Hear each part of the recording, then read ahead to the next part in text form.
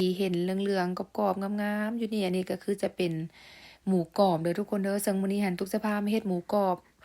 ทอดหรือว่าอบในหม้ออบไอน้ำอบไอร้อนเนาะหม้อทอดไร้น้ำมันนั่นแหละทุกคนซึ่งว่าจะมีวิธีการ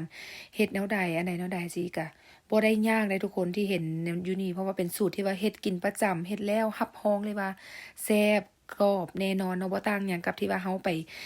ทอดในน้ำมันทั้งว่าเฮ็ดวิธีนี้นะง่ายบ่จำเป็นต้องใส่น้ำมันบ่ต้องไปตากแดดอีหยังเลยทุกคนแต่ว่าเฮ็ดออกมาแล้วรับรองเลยว่ากรอบแซ่บแน่นอนเนาะซึ่งว่าสิเก็บไว้2มื้อ3มื้อเอามากินในตู้เย็นสิมาอุ่นกินก็ยังกรอบอยู่เด้ทุกคนซึ่งว่าจะมีวิธีการเฮ็ดแนวใดอะนะเฮาไปติดตามเบิ่งนํกันดังในคลิปเลยเนาะทุกคนเนาะซึ่งว่าที่เห็นอยู่นี่อันนี้ก็คือจะเป็นหมู3สั้นเนาะหรือว่า pork belly ที่ว่าใส่ก็จะประมาณเด้อทุกคนประมาณ1กิโลเนาะซึ่งซื้อมาเป็นแพ็คก็จะเป็นตอนยาวๆแบบนี้ซึ่งทุกจะมาตัดเครื่องให้เป็น2ท่อนเนาะแล้วเฮาก็จะมาหั่นในส่วนทางที่เป็นด้านหนังเด้อทุกคนเฮาจะบ่ไปหั่นในส่วนที่เป็นทางซีนเนาะสว่าเฮาจะหั่นในส่วนที่เป็นด้านทั้งหนังแบบนี้ให้เป็นตากะโหลกหรือว่าเป็นลายสกอตแบบนี้แหละทุกคนแต่ว่าจะบ่ได้หั่นให้ขาดใดๆทุกคนปาดให้พอแบบเลิกลงไปนิดนึงอย่างที่เห็นนี่เลยเนาะนี่ให้เป็นตาเป็นลายแบบนี้เพราะว่าเฮาจะได้เอาไปทาหรือว่าไปเอือบกับเกลือกับแป้งนัวแล้วเฮาก็จะได้ไปแช่ในน้ำส้มสายชูอีกเทื่อนึงก่อนที่ว่าเฮาจะเอาไปอบในหม้ออบในหม้ออบไอร้อนเนาะหรือว่าหม้อทอดไร้น้ำมันนั่นแหละทุกคนเนาะอันนี้ก็เบิ่งไปนํกันเด้อว่าเฮ็ดแนวใดเนาะซึ่งว่ามี 2-3 สเต็ปเท่านั้นในการเฮ็ดบ่ได้ยุ่งยากเนาะทุกคนเนาะหลังจากที่ว่าเฮาหั่นในส่วนที่เป็นหนังหมูเรียบร้อยแล้วสิเฮาก็จะมาทาเกลือแล้วก็แป้งนัวเนาะทุกคนซึ่งก็จะมีอย่างละบวงแกงประมาณนั้นเนาะซึ่งอันนี้เฮาต้องโรยเกลือทาเป็นนัวก่อนที่ว่าเฮาจะเอาไปแช่ในน้ำส้มสายชูเด้อทุกคนเด้อ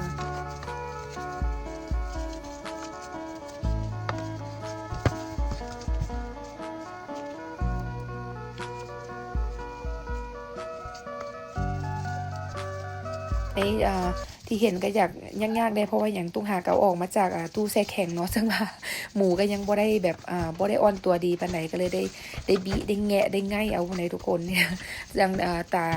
ต้องทาให้ทั่วเลยทั้งเกลือทั้งแป้งนัวที่ว่าเฮาตากะโลที่เฮาปาดหมูเป็นตาเป็นช่องไว้แบบนี้ต้องทาเกลือทาแป้งนัวลงไปให้ครบเนาะนี่ก็ถ้าว่าย่านว่าเค็มว่านัวเกินไปนะทุกคนในอัตราส่วนบวกหนึ่งที่ว่าทุกไส้ทั้งเกลือทั้งแป้งนัวนี่บ่ทาเบิดก็ได้เด้อทาพอประมาณให้พอดีกะว่าพอดีเขากินสิก็ได้แล้วเนาะนี่ก็จะเป็นเทรย์หรือว่าเป็นถาดที่ว่าเขาจะมาแซ่หมูอะไรทุกคนนี่ก็จะใส่เป็นเวเนเกอร์หรือว่าน้ำส้มสายซูอะไรเนาะบ้านเฮาเนาะซึ่งว่าการแซ่นะบ่ให้แซ่จนท่วมหมูเลยทุกคนให้แซ่ประมาณครึ่งนึงของซีนหมูหรือว่าครึ่งที่เป็นส่วนหนังเท่านั้นเนาะและส่วนที่เป็นซีนแบบนี้นะเฮาก็จะให้พ้นหน้าน้ำส้มสายซูขึ้นมาเขาจะบ่ได้ให้ท่วมมิดซีนหมูเลยเด้อทุกคนนะให้พอท่วมครึ่งนึงของครึ่งที่เป็นส่วนหนังหมูก็พอเนาะอันนี้แล้วได้แบบนี้แล้วเราก็จะมาพักไว้ประมาณ30นาทีเลยได้ทุกคนเขาต้องมาพักไว้หลังจากที่เราพักครบเวลา30นาทีแล้วสินะเขาถึงจะมาเอาออกจากน้ำส้มสายชูที่ว่าเขาแช่ไว้ทุกคนแบบนี้เนาะก็จะเห็นเลยว่าเวลาที่เขามาแช่น้ำส้มหนังหมูก็จะเปลี่ยนเป็นแบบสีขาวๆเป็นนี่เลยได้ทุกคนนี่เขาก็จะเอาออกมาเนาะออกจากน้ำแช่ที่เขาแช่ไว้แบบนี้เนาะทุกคนออกมาเพื่อว่าที่ว่าเขาจะเอาไปปิ้งนั่นได้ไปอบซะเนาะไปอบไปทอดในหม้อทอดไร้น้ำมันอีกเทื่อนึงเนาะทุกคน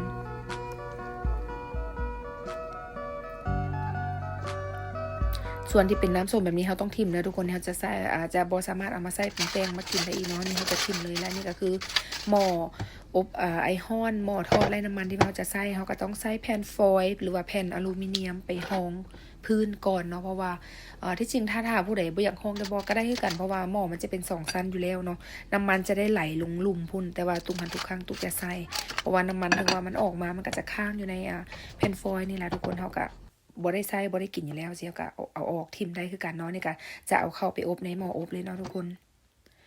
ซึ่งว่าการอบขนาดก็จะอบไปประมาณไฟจะใส่อยู่แรงประมาณ380แหละที่ทุกไส้เนาะก็อบไปประมาณอยู่40หรือ45นาทีเลยได้ทุกคนจังได้กินเนาะนี่ก็จะค่อยๆเบิ่งไปนํกันเนาะค่อนข้างว่าใช้เวลาแต่ว่าออกมาแล้วนะครับหอมว่าแซ่บก็ถึกใจแน่นอนเนาะนี่ได้ประมาณนี้ยังใส่บ่ได้เด้อทุกคนต้องเอาเข้าไปอบต่ออีกก่อนเนาะให้ครบเวลา40หรือว่า45นาทีประมาณนั้นแหละถึงจะใช้การได้เนาะ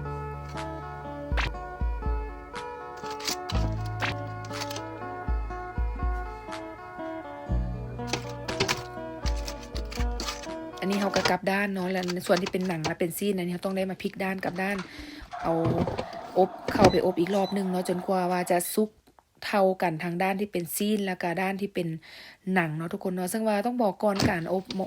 ใช้หม้ออบลมร้อนแบบนี้นะหนังหมูจะบ่ได้พองฟูเหมือนที่ว่าเขาไปเห็ดเอาหมูไปตากแดดแล้วเอามาทอดในน้ำมันบ่สิบ่แต่ว่าถึงจะบ่ฟูขนาดทุกคนความกรอบนี่กรอบบ่แพ้สูตรนั่นแน่นอนเนาะทุกคนลองเฮ็ดเบิ่งถ้าว่าผู้ใดที่ว่ามีหม้ออบลมร้อนหม้ออบหม้อทอดไร้น้ำมันแบบนี้อยู่ที่บ้านอยู่แล้วนี่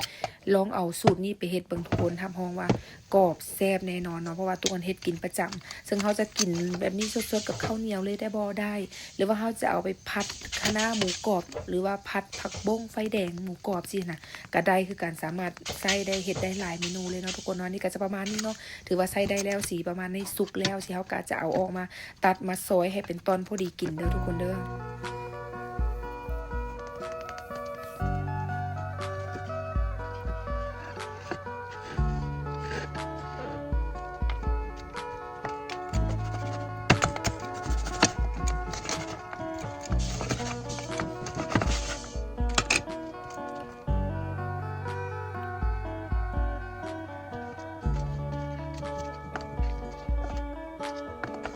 หลังจากที่ว่าตัดแล้วเราก็มาจัดใส่จานนั่นแหละทุกคนจัดใส่จานให้สวยงามเนาะนี่ก็เพื่อว่าอย่างสะดวกในการกินนั่นแหละที่จริงก็อยากมากินให้เบิ่งได้ว่าเสียงมันกรอบส่ำใดนะทุกคน แต่ว่าก็โดยคอสะดวกบ่คอยุ่งยากบ่สะดวกหลายอย่างเนาะเฮามีลูกน้อยลูกหยังสิลูกก็จะวนแน่บางทีการเฮ็ดคลิปก็ต้องได้มาลงเสียงพากย์แบบนี้เอาซึ่งว่าใส่เป็นเสียงสดนะยากที่จะใส่ได้ทุกคนเนาะนี่ก็คือมากินกับน้ำจิ้มก็จะเป็นน้ำจิ้มซีฟู้ดน้ำจิ้มแจ่วทั่วไปเนี่ยทุกอย่างที่เฮามีแต่ว่าทุกอันมื้อนี้ทุกเฮ็ดเป็นน้ำจิ้มซีฟู้ดน้ำจิ้มแจ่วสมหวานแบบนี้มากินกับหมูกรอบก็แซ่บทุกคนสำหรับการเฮ็ดหมูกรอบด้วยน้ำหม้ออบลมร้อนหรือว่าหม้อกรอบหมูกรอบด้วยหม้อทอดไร้น้ำมันแบบนี้นะคะบ่มีหยังยุ่งยากง่ายๆแต่รับรองว่าออกมาแล้วแซ่บกรอบบ่แพ้ที่ว่าเฮาไปทอดในหม้อทอดน้ำมันแน่นอนเนาะทุกคนเนาะสำหรับคลิปนี้ก็ฝากไว้เท่านี้เนาะเดี๋ยวเฮามาเจอกันใหม่ในคลิปหน้าเด้อทุกคนเด้อ